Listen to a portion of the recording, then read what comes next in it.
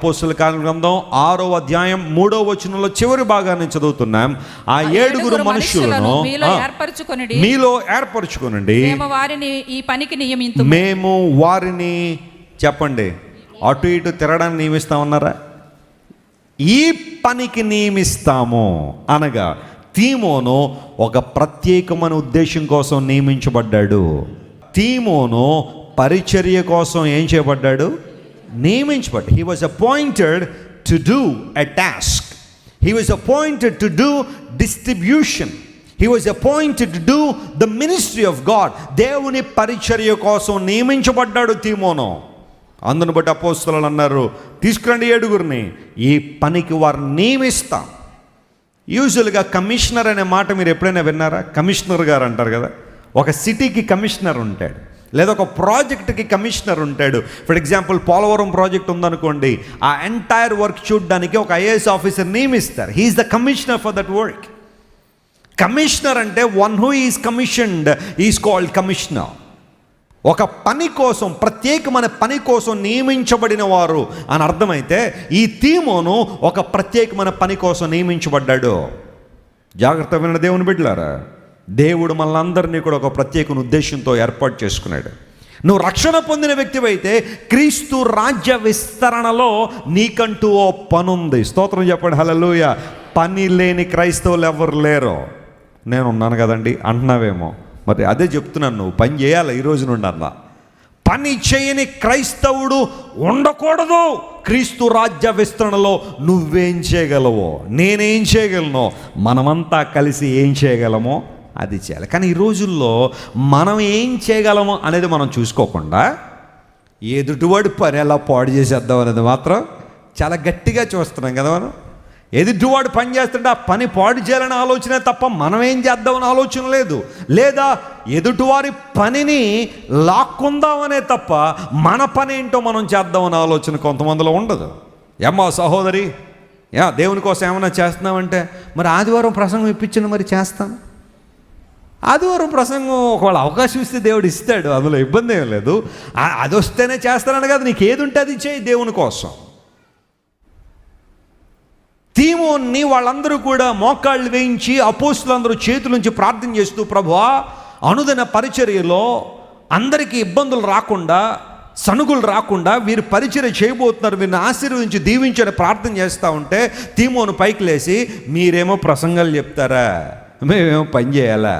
మీరేమో పాటలు పాడతారా, స్టేజ్ మీద కనబడతారా, మేమేమో మందిరం అంతా ఓడ్చాలా? మీరేమో సూట్లు వేసుకుంటారా, మేమేమో బాత్రూములు కడగాల అని అన్నాడా? అని అనలా. దేవుడు తనకిచ్చిన పని అది చిన్నదైనా పెద్దదైనా గొప్ప భాగ్యంగా ఎంచుకున్నాడు. స్తోత్రం చెప్పండి, hallelujah. Whatever the work is entrusted to you, do it by faith. విశ్వాసంతో చేయ పని, అది ఏదైనా కావచ్చు, చిన్నదా పెద్దదనే ప్రశ్న కాదు. ఇవ్వబడిన పని చేయకుండా ఇవ్వబడని పని కోసం ప్రోకులాడుతున్నావా?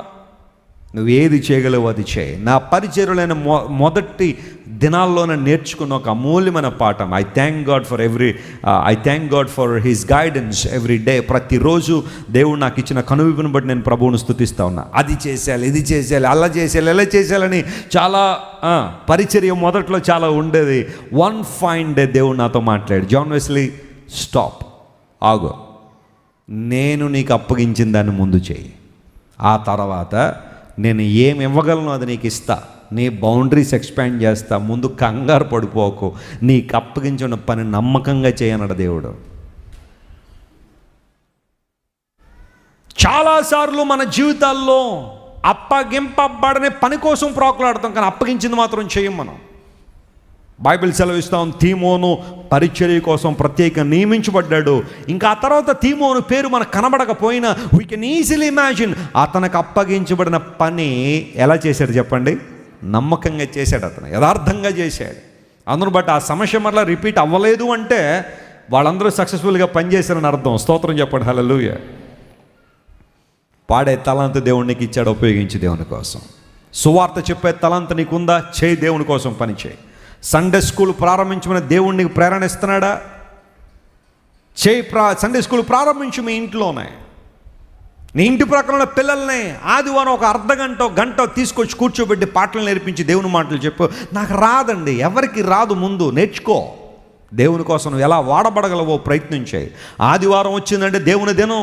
ఆ రోజు కేవలం మన ఆదివారం దేవుని వాక్యం వినేసి వెళ్ళిపోయే వారంగా కాదు, దేవుని కొరకు మనం ఏదైనా చేయగలుగుతున్నామా సువార్త పరిచర్యలో. మీరు ఇంతవరకు విన్న దైవ సందేశం మరియు దేవుని సేవకులు చేసిన ప్రార్థన మీకు ఆశీర్వాదకరముగా ఉన్నదని విశ్వసించుచున్నాము. ఈ సందేశాన్ని మీ స్నేహితులకు, బంధువులకు షేర్ చేయండి. మీకు ఏదైనా ప్రార్థన అవసరత ఉన్నచో మా ఫోన్ నంబర్లకు కాల్ చేయండి. దేవుడు మిమ్మల్ని ప్రేరేపిస్తే విశ్వాసంతో సాగుచున్న ఈ పరిచర్యను ప్రోత్సహించండి. మరిన్ని వర్తమానాలు, పాటలు వినుటకు జాన్ వెస్లీ మినిస్ట్రీస్ అను మా యూట్యూబ్ ఛానల్ను సబ్స్క్రైబ్ చేసుకొనండి. ప్రభువైన యేసుక్రీస్తు కృప మీకు తోడైండును గాక.